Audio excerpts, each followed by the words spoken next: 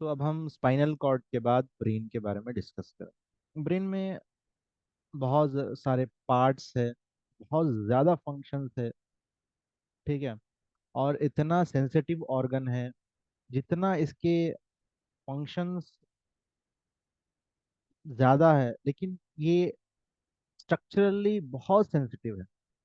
यानी जो चीज़ जितनी अहमियत वाली है, उसको उतना मजबूत होना चाहिए, लेकिन ब्रेन उसके ऑपोजिट में है।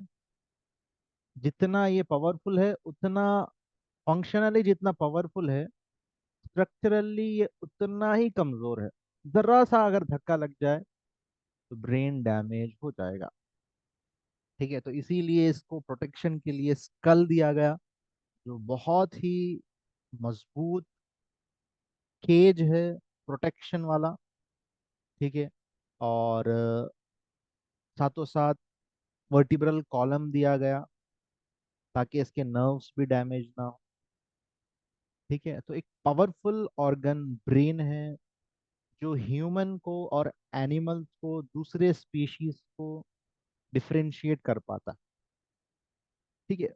अगर देखा जाए तो दूसरे ऑर्गन्स हूबहू दूसरे एनिमल्स, दूसरे जितने भी स्पीशीज है, सबके पास है, मगर अलग अलग स्ट्रक्चर्स में है।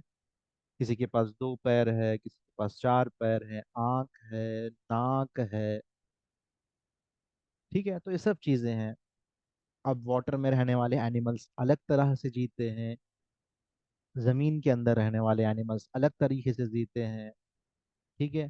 तो ये सब चीजें क्या है, सब किसी ना किसी तरीके से एक है, लेकिन सबसे डिफरेंट होने के लिए जो चीज जरूरत है वो है brain. Human brain is most powerful and very very important and very क्या बोल सकते हैं, और जितने भी चीजें हैं पूरे यूनिवर्स में, सबसे ज्यादा अहम वाली चीज है ब्रेन। ठीक है। तो ये ब्रेन से आप बहुत सारी चीजें कर सकते हैं। तो आइए पढ़ते हैं इसी ब्रेन के बारे में। तो ये देख सकते हैं, आपका ब्रेन है। आप साइड व्यू से देखेंगे, साइड से मैं ऐसा ठहरूंगा, तो साइड से अगर देखेंगे तो ये ब्रेन इस तरह नजर आएगा आप। ठीक है। ये अगर आप कट सेक्शन करेंगे, ऐसे ही बैठा हुआ हूँ, अगर कोई किसी का ब्रेन को अगर हाफ कट करके देखा जाए तो ऐसा सामने से देखेगा। ठीक है। ये साइड व्यू है। ठीक है। तो आइए देखते हैं इनके पार्ट्स कहाँ पर कौन से। इसको हम कहते हैं फ्रंटल लोब। सामने वाले को फ्रंटल लोब, ऊपर वाले को पैराइटल लोब, साइड वाले को टेम्पोरल लोब, और पीछे वाले को ऑसिपिटल लोब कहते हैं। ठीक है। अब ब्रेन जो है, इसके आपको तीन हिस्से देखें। ठीक है। के पार्ट्स, मेन पार्ट जो है, सबसे मेन पार्ट ये है, यही सबसे बड़ा पार्ट। ये जो पार्ट दिख रहा है, मैं डायग्राम कर रहा हूँ, ये सबसे बड़ा पार्ट है। ठीक है। ये है आपका ब्रेन। ठीक है। ये ब्रेन समझिए, यहाँ पे जगह रहने की वजह से मैं ऐसा ड्रॉ किया। ठीक है। ये ब्रेन समझिए, ये पार्ट है, इसको हम कहेंगे सेरिब्रम। इसको हम क्या कहेंगे? सेरिब्रम। ये सेरिब्रम है। ठीक है। और इसके नीचे ये आपका देख सकते हैं बटरफ्लाई के जैसा, इसी तरह है ये है सेरिबेलम। ये second part of the brain. First part आपका सेरिब्रम हो गया, सेरिबेलम हो गया। अब ये आपका ब्रेन स्टेम है। यहाँ पर ब्रेन का आखिरी हिस्सा है। तो यहाँ पर तीन चीजें हैं। क्या क्या है देखिए। इसको हम कहेंगे मिड ब्रेन। इसको हम क्या कहेंगे? Mid brain. इसको हम पॉन्स कहेंगे। इसको हम मेड्यूला अब्लांगेटा कहेंगे। ये स्पाइनल कॉर्ड यहाँ से स्टार्ट। तो कितने पार्ट्स हो गए हमारे ब्रेन के? मेन मेन पार्ट्स कौन से हो गए? सेरिब्रम। ठीक है। Cerebellum, mid brain. ठीक है। उसके बाद आता है मेड्यूला अब्लोंगेटा।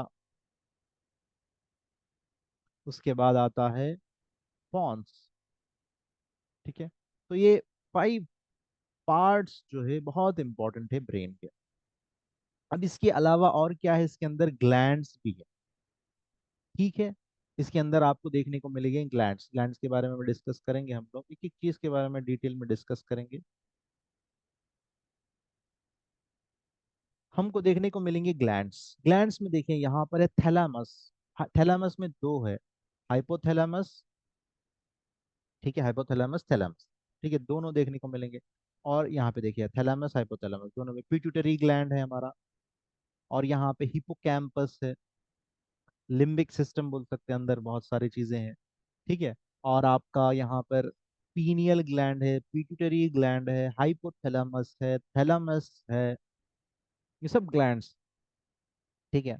यहाँ से दिख रहा देखिए आप, ये है थैलामस, ये थैलामस ग्लैंड है। यहाँ पे नीचे यहाँ पे हाइपोथैलामस है, बेसल गैंग्लिया है, ठीक है, इम्पॉर्टेंट है। और भी है, हम जैसा जैसा आगे बढ़ेंगे उसको डिस्कस करें। कॉर्पस कैलोसम है, वेंट्रिकल्स है, वेंट्रिकल्स कल मैंने बताया था आपको, ये वेंट्रिकल्स है। ये इसके अंदर पानी, CSF है, सेरिब्रो स्पाइनल फ्लूइड है इसके अंदर। और ब्रेन के इर्द गिर्द पूरा आपको देखने को मिलेगा सेरिब्रो स्पाइनल फ्लूइड। और वेंट्रिकल्स में फ्लूइड है, पूरा आपका स्पाइन को कवर किया हुआ है। तो ये क्या करते हैं, ब्रेन को प्रोटेक्ट करते हैं, पहली चीज। और दूसरी चीज, ब्रेन के वजन को महसूस नहीं होने देते बॉडी को। अब आप देखिए आपका बॉडी की सर कितना हल्का है, आप रोटेट करते हैं साइड में, आगे पीछे, तो आपको सर अपना बॉडी का वजन नहीं दिखता आपको, ठीक है। तो ये चीजें देखने को मिलेंगे। तो अब चलिए एक एक चीज के बारे में डिस्कस करेंगे। तो सबसे पहले यहाँ पे वेंट्रिकल्स के बारे में दिया गया, ठीक है। तो ये वेंट्रिकल्स है, वेंट्रिकल्स को पहले मैं आपको दिखाऊंगा, फिर उसके बाद पढ़ाऊंगा। तो आप देखिए, तो यहाँ पर हम बात कर रहे थे वेंट्रिकल्स के बारे में। तो ventricles, each ventricle contains a capillary network called choroid plexus. यहाँ पे क्या होता है, कैपिलरीज होते हैं। कोरोइड प्लेक्सस अभी मैंने बताया था वीडियो में, ठीक है, यहाँ पे देख सकते हैं आप।